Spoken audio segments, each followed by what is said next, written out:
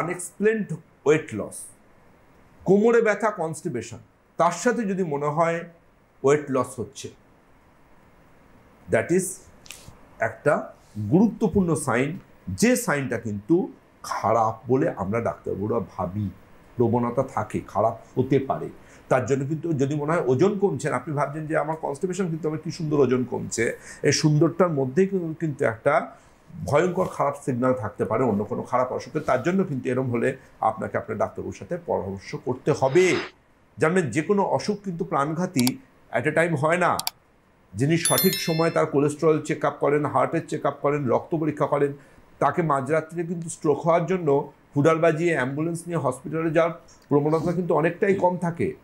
যদি সময়ে আপনি আপনার পরীক্ষা নিরীক্ষাগুলো করেন, যে পরীক্ষাগুলো আপনার কাছে ভীষণ গুরুত্বপূর্ণ, যে পরীক্ষাগুলো আপনার লাইফ সেভিং এক্সামিনেশান, যেগুলো একজন স্থিতদ্বীপ, বিচক্ষণ এবং অভিজ্ঞ ডাক্তারবাবু সহজে আপনাকে অ্যাডভাইস করবেন এবং ডায়াগনোসিস করবেন তার ক্লিনিক্যাল নলেজের উপর বেস করে, এবং আয়ুর্বেদ চিকিৎসা বিজ্ঞান যদি আপনাকে সঠিক ভৈষজ্য রত্নাবলীর হাত ধরায়, আপনি জানবেন আগের থেকে আপনি অনেকটা ভালো থাকতে পারেন, যদি আপনার মধ্যে সেই ডেডিকেশন থাকে, সে অনেস্টি থাকে যে হ্যাঁ আমি সুস্থ হব, সুস্থ হওয়াটা আমার জন্মগত অধিকার, সুস্থভাবে বাঁচাটা আমার অধিকার।